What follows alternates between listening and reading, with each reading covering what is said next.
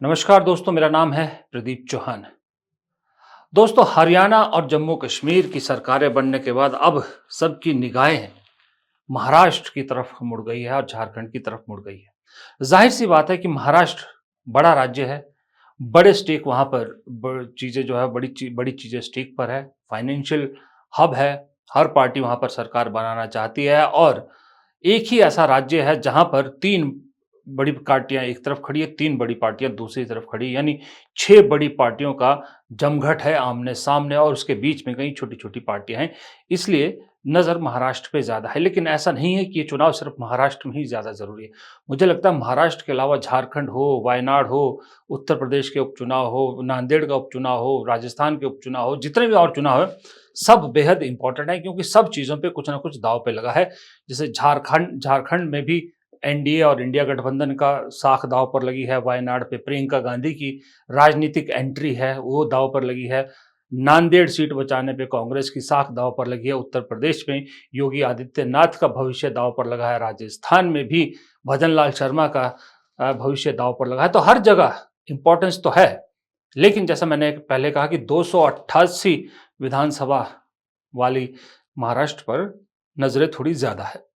आज हम बात करना चाहेंगे झारखंड की, क्योंकि झारखंड बेशक छोटा राज्य है, 81 सीटों वाला राज्य है, लेकिन राज्य तो छोटा। हरियाणा भी था, 90 सीटें थी सिर्फ, लेकिन उसके बावजूद हरियाणा के चुनाव के नतीजों ने माहौल, इस राजनीति का माहौल बदल दिया है। तो ऐसा नहीं है कि झारखंड छोटा है तो वो महत्व उसका कम हो जाता, बल्कि झारखंड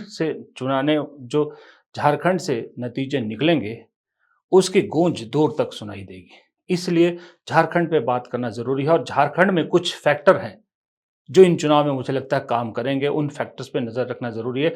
कुछ बड़े फैक्टर्स हैं, कुछ छोटे फैक्टर हैं। इन्हीं पे आज बात करेंगे। तो मुझे लगता है पहले बड़े फैक्टर्स की बात कर लेते हैं और बड़े फैक्टर में जो सबसे बड़ा फैक्टर है, सबसे बड़ा फैक्टर मुझे लगता है झारखंड के चुनाव पे जो दांव पे है, वो है मोदी बनाम राहुल फैक्टर। दोनों में से कौन सा फैक्टर काम करेगा, ये झारखंड में इस वक्त सबसे बड़ा दांव है। देखिए, लोकसभा चुनाव में हमने देखा मोदी फैक्टर काम नहीं किया। हरियाणा चुनाव में क्लियरली दिखा कि मोदी फैक्टर का कोई इंपैक्ट नहीं है, ना जम्मू कश्मीर चुनाव पर है। महाराष्ट्र से भी कुछ इसी तरह की खबरें आ रही कि यहाँ मोदी फैक्टर काम नहीं करेगा। तो क्या झारखंड में भी यही हाल होगा? झारखंड में भी मोदी फैक्टर काम नहीं करेगा? और अगर मोदी फैक्टर काम नहीं करेगा तो फिर झारखंड में बीजेपी के लिए, इनफैक्ट पूरे एनडीए के लिए बहुत मुश्किलात पैदा होने वाली है। आपने हरियाणा में गेम चेंज करी कांग्रेस की गलती से। वहां बीजेपी जीती नहीं, कांग्रेस हारी है, ये बात तय है। हरियाणा में कांग्रेस ने बीजेपी को जिताया है। महाराष्ट्र में आपके पास अलग अलग चेहरे हैं, एकनाथ शिंदे हैं, अजित पवार है, देवेंद्र फडणवीस है, प्लस संघ है। तो मोदी फैक्टर की कमी का वहां पूरा हो जाता है। लेकिन झारखंड में कैसे पूरी करेंगे? झारखंड में कोई इतना बड़ा फैक्टर भी नहीं है, झारखंड में कोई इतना बड़ा चेहरा नहीं है जो मोदी फैक्टर की कमी पूरी कर दे। तो अगर वहां मोदी फैक्टर नहीं चलता है तो जाहिर सी बात है, फिर जो अभी खबरें आ रही कि संघ वैसे भी देख रहा है कि अब मोदी फैक्टर काम नहीं कर रहा तो कोई और अल्टरनेट खोजा जाए, उसका तैयार किया जाए, तो उस चीज को और बल मिल जाएगा। इसलिए मोदी फैक्टर का साख बहुत बहुत सबसे बड़ी जो दांव पर है वो मोदी फैक्टर है। वहां पर मोदी फैक्टर की साख, अब जिसको ब्रांड मोदी कहते हैं, उसकी साख दांव पर है झारखंड में। उसके अलावा राहुल फैक्टर, राहुल गांधी फैक्टर भी बहुत दांव पे है वहां पर। देखिए, भारत जोड़ो यात्रा हो या दूसरी यात्रा हो, भारत न्याय यात्रा हो, भारत जोड़ो न्याय यात्रा हो, झारखंड से नाम मात्र को वो यात्राएं गुजरी। राहुल गांधी ने जब यात्राएं करी तो ये मेरे ख्याल उन राज्यों में से एक था झारखंड जहां सबसे कम समय उन्होंने गुजारा। तो यहां राहुल गांधी के फैक्टर का भी टेस्ट है। अब राहुल गांधी का, मोदी का फैक्टर जा रहा है, राहुल गांधी का फैक्टर आ रहा है, ये तो हम सब कह रहे हैं। लेकिन क्या ऐसे राज्य में राहुल गांधी फैक्टर काम करेगा जहां उनकी यात्रा नहीं हुई थी? सबसे बड़ी बात, राहुल गांधी जो मुद्दे उठा रहे हैं, जातिगत जनगणना हो, ओबीसी को उनका हक देना हो, आदिवासी को उनका हक देना हो, जो बात करते हैं, वो हरियाणा में नहीं चला। ये भी हमने देखा, हरियाणा में ओबीसी नहीं साथ आया, हरियाणा में दलित पूरी तरह से साथ नहीं आया। क्या झारखंड में आदिवासी और दलित साथ आएंगे? यहां राहुल फैक्टर का वो काम करेगा? अगर करेगा तो कांग्रेस की बल्ले बल्ले है, अगर नहीं किया तो फिर मुझे लगता है राहुल गांधी को भी ये सोचना पड़ेगा कि क्या ये जो मुद्दे वो उठाते हैं, ये मुद्दे हवा हवाई रह जाते हैं। हम लोग सोशल मीडिया पे इन मुद्दों को लेकर बहुत बात करते हैं, लेकिन ज़मीनी स्तर पर ये मुद्दे क्यों नहीं पकड़ बना पा रहे, ये राहुल गांधी को सोचना पड़ेगा। तो इसलिए जो फैक्टर चल गया झारखंड में, उसकी बल्ले-बल्ले है, दोनों में से जिसका नहीं चला, उसको नए सिरे से सोचना पड़ेगा। इसलिए मुझे लगता है सबसे बड़ा फैक्टर राहुल बनाम मोदी फैक्टर यहाँ पर होने वाला है। और दूसरा एक फैक्टर जिसकी पे को लेके मेरी नज़र बहुत है झारखंड के चुनाव पे, वो है कि झारखंड के चुनाव का असर बहुत सारे जगहों पर पड़ेगा, लेकिन एक ऐसे राज्य पर भी पड़ेगा जिसका झारखंड से डायरेक्टली कोई लेना-देना नहीं है, वो है असम। झारखंड के चुनाव में क्या होता है, इसका 2026 के असम विधानसभा चुनाव की पहली झलक भी आपको मिल सकती है। वो इसलिए क्योंकि जिनका मुकाबला 26 में असम में होने वाला है, हिमंता बिस्वा शर्मा बनाम गौरव गोगोई, वही आपको झारखंड के मैदान में बैकरूम में बैठ के स्ट्रेटेजीज बनाने वाले ऑब्जर्वर के रूप में दिख रही है। बीजेपी ने हिमंता बिस्वा शर्मा की ड्यूटी लगा रखी है, पिछले 6 महीने से लगातार झारखंड में काम कर रहे हैं। कांग्रेस ने भी अब गौरव गोगोई को डिप्यूट कर दिया ऑब्जर्वर के तौर पे, और यह भी तय है कि कांग्रेस जितनी भी सीट लड़ेगी, ज्यादातर सीधा मुकाबला बीजेपी के साथ होगा। तो उन सीटों पे कौन बाजी मारता है, कौन कितनी अच्छी रणनीति बनाता है, इसका असर सीधा असम के चुनाव पर आपको दिखेगा।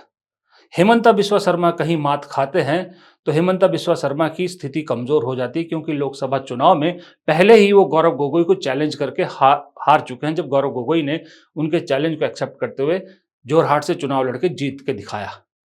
1-0 का स्कोर लेके गौरव गोगोई आगे चल रहे हैं। अगर झारखंड में गौरव गोगोई हिमंता बिस्वा शर्मा को मात देने में कामयाब होते हैं तो स्कोर होगा 2-0, और जब 2-0 मुख्यमंत्री के ओपोनेंट के खिलाफ स्कोर कम हो तो बीजेपी देर नहीं लगाती मुख्यमंत्री बदलने में, आखिरी 6 महीने में भी बदल देती, आपको मालूम है। तो हिमंता बिस्वा शर्मा की कुर्सी बहुत कुछ दांव पर लगी है झारखंड में। ये मेरे को दूसरा इंटरेस्टिंग फैक्टर झारखंड में लगता है। तीसरा फैक्टर है जिस पर कम लोगों की नजर गई है, लेकिन ग्राउंड पे असर बहुत है, वो है कल्पना सोरेन। जी हाँ, हेमंत सोरेन की पत्नी। जब से हेमंत सोरेन जेल गए थे, तब से कल्पना सोरेन ने कमान संभाली, सामने आई। उसके बाद कल्पना सोरेन ने लगातार जिस तरह से मैदान पकड़ा है, जमीन पकड़ी है, उसने कहा जा रहा है झारखंड में स्थितियां जेएमएम के लिए बहुत स्मूथ कर दी।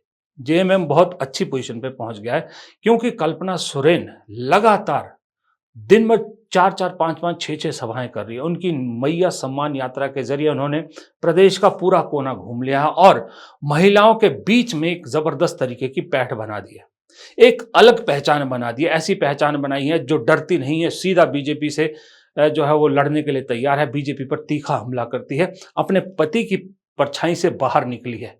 बहुत सारी जगहों पर उन्हें जब संबोधित किया जाता है कि हमारे मुख्यमंत्री की पत्नी, ऐसे कहा जाता, तो वो ऑब्जेक्ट करती हैं कि मेरा अपना वजूद है, मेरा नाम कल्पना सोरेन है, मैं पढ़ी लिखी हूं और मैं खुद विधायक हूं।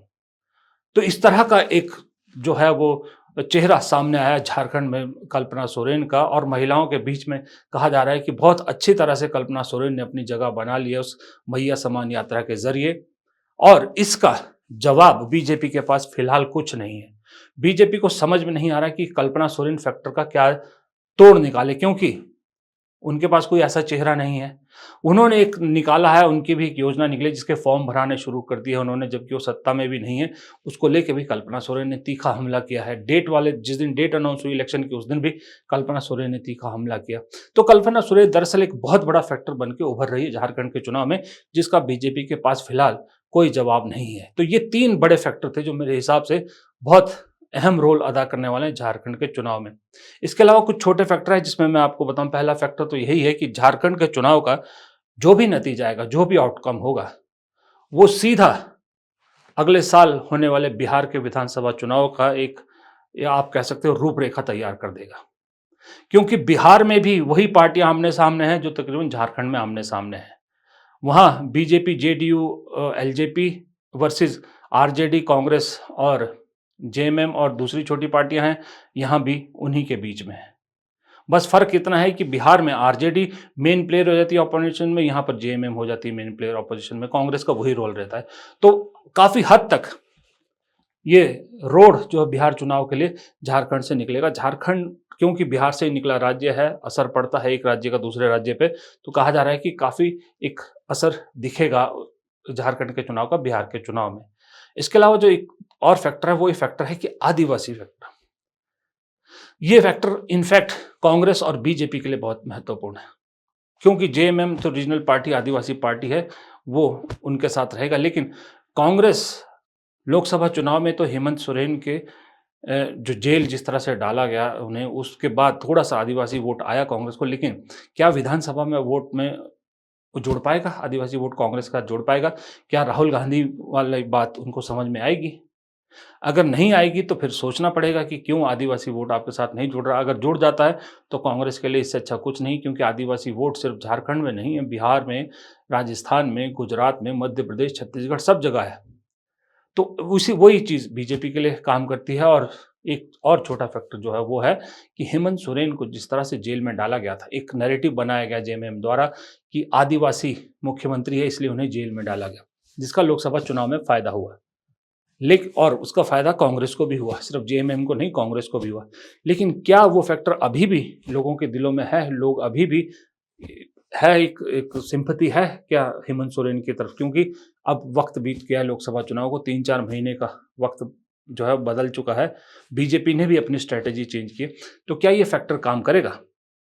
हेमंत सोरेन जो है वो समझते थे, वो नब्ज़ जान पकड़ चुके थे कि ये फैक्टर तो है, लेकिन लोगों के बीच ऐसा उनको एक मैसेज आ रहा था कि कहीं डिस्कनेक्ट हुआ है, कि जो शिबू सोरेन के साथ जुड़े लोग थे वो हेमंत सोरेन के साथ उतना कनेक्ट महसूस नहीं कर पा रहे थे। इसलिए आपने देखा होगा हेमंत सोरेन ने शिबू सोरेन वाला लुक उसके बाद से धारण कर लिया, और लंबी दाढ़ी एक तरह से जिस तरह से शिबू सोरेन रहते थे उसी तरह का किया। तो वो एक कोशिश है उस कोर आदिवासी वोट के साथ अपना कनेक्ट कायम रखने की, जो शिबू सोरेन के साथ कनेक्ट था।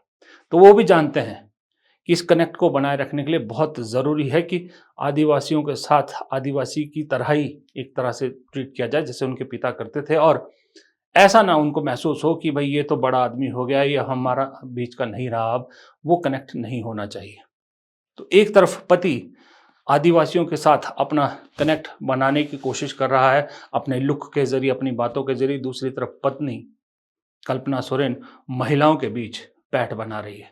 तो ये दोनों पति पत्नी का कॉम्बिनेशन प्लस साथ में अगर कांग्रेस अच्छा करती है तो फिर मुझे लगता है इंडिया गठबंधन के लिए झारखंड में पार पाना कोई ज़्यादा मुश्किल काम नहीं होगा। मैं ये नहीं कहता कि आसान है, मुकाबला टफ है, लेकिन फिर भी मुझे लगता है कि इन सब फैक्टर को अगर देख के बात की जाए तो इंडिया गठबंधन फिलहाल मुझे ड्राइविंग सीट पे नज़र आ रहा है झारखंड में, इसलिए मेरी नज़र झारखंड पे ज़रूर रहेगी। फिलहाल इस वीडियो में इतना ही। प्रदीप चौहान को दीजिए इजाज़त। नमस्कार।